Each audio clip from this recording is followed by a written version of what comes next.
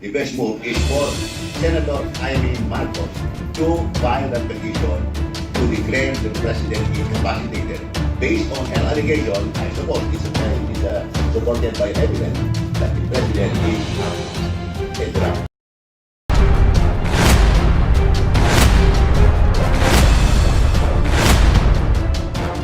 Supreme Court to declare BBM as incapacitated because of his drug addiction.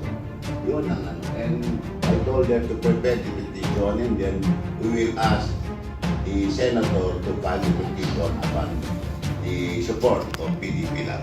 Talagang that's the best way, the easiest way to declare. Kasi huwag na kayong mag-isip, huwag na kayong managiging i-declare sa naging capacity. We will never do that. That is why I don't have some usap in our text messages. Text messages. I joking. I joking again. I will negotiate. I will volunteer to negotiate the free conduct pass of BBM. Baka mababasa niya. Hindi ko sabi niya po, sige nga, i-negotiate ko para makalista kami.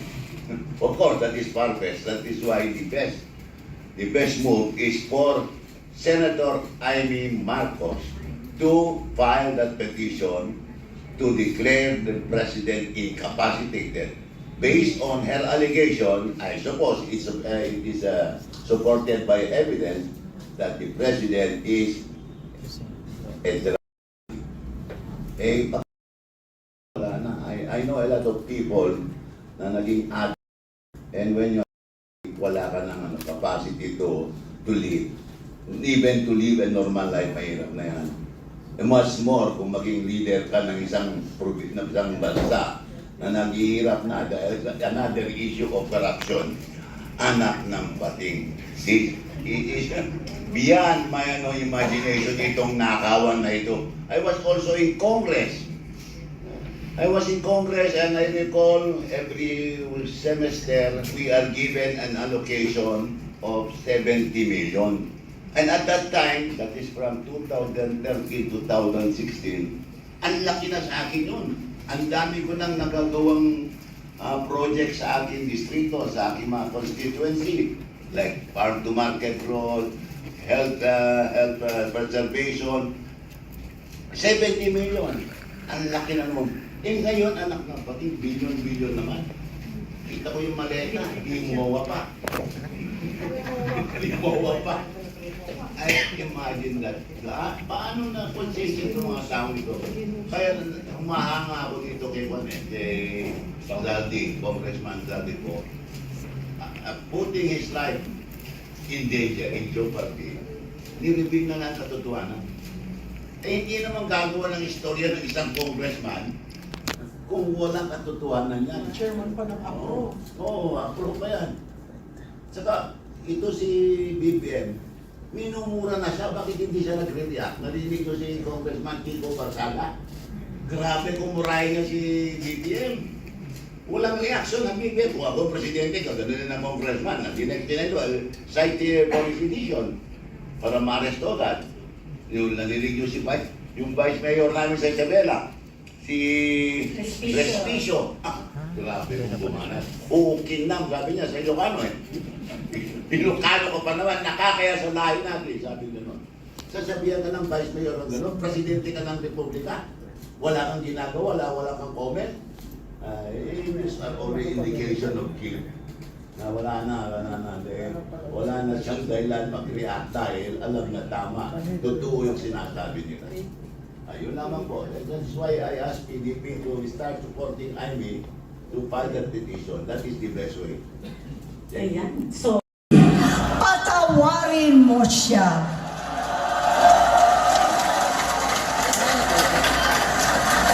Tama na, ading ko.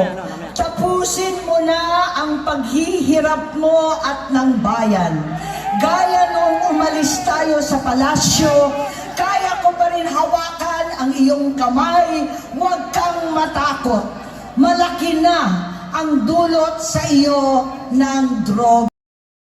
Sinisisi ko ang sarili ko dahil hindi ako nakinig sa mga sumbong. Hindi ako nakialam. Hindi ako maniwala. Pero hindi pa huli ang lahat. Tama na, ading ko. Magpahiga na tayo. Umuwi na tayo. Magpagamot, magpagaling at nangangako ako. Hindi ako malilingat. Hindi ako magkukulang. Lahat ng kasama mo ngayon, hindi natin kasama sa pinakamadilim na bahagi ng buhay natin. Kasama mo sila ngayon dahil nasa taas ka pa. Ako at ang ating mga tunay na kapatid dito ang kasama mo kahit magdilim ulit ang lahat.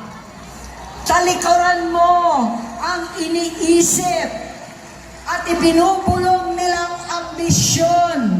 Unahin na natin ang kalusugan mo dahil sa addiction nabigyan mo ng malubhang karamdaman ang buong bansang Pilipino. Matatanda na tayo, sakitan na si Mami, alagaan na lang natin ang isa't isa. Kaliwat kanan man ang panghuhusga sa akin, malinaw sa aking puso na dapat mauna ang Diyos, ang bayan, pamilya at sarili. Hanggang sa mga oras na ito, Bongit, gusto kong malaman mo na hindi kita sinusukuan. Hindi ko kakayanin kung mapapahamak ka. Kaya hinihingi ko na tayo'y umuwi na, mamahinga alang sa iyong kalusugan. Kaya kung mabigo at mawala sa iyo ang posisyon, pero hindi ko kayang mawala ka sa amin. Ayusin mo ang sarili mo. Magpagamot. Alisin ang iyong sistema. Wala akong ibang gusto kundi gumaling ka, malampasan natin ito muli. Dahil wala akong ibang hinahangad bilang ate, kundi maging masaya ka, maging ligtas sa panganib, malusog, matagumpay sa buhay. Itama ang mali, labanan ang at ako hindi kailanman aalis sa iyong tabi. Susuporta at hindi titigil manalangin kasama ninyo dito sa Lunes at sa buong mundo. Dahil iyon naman ang tungkulin at ibig sabihin ng salitang kapatid. Kapatid, mabuhay kayong magkakapatid. Maraming salamat po, Senator Amy Marcos. Hello mga kababayan!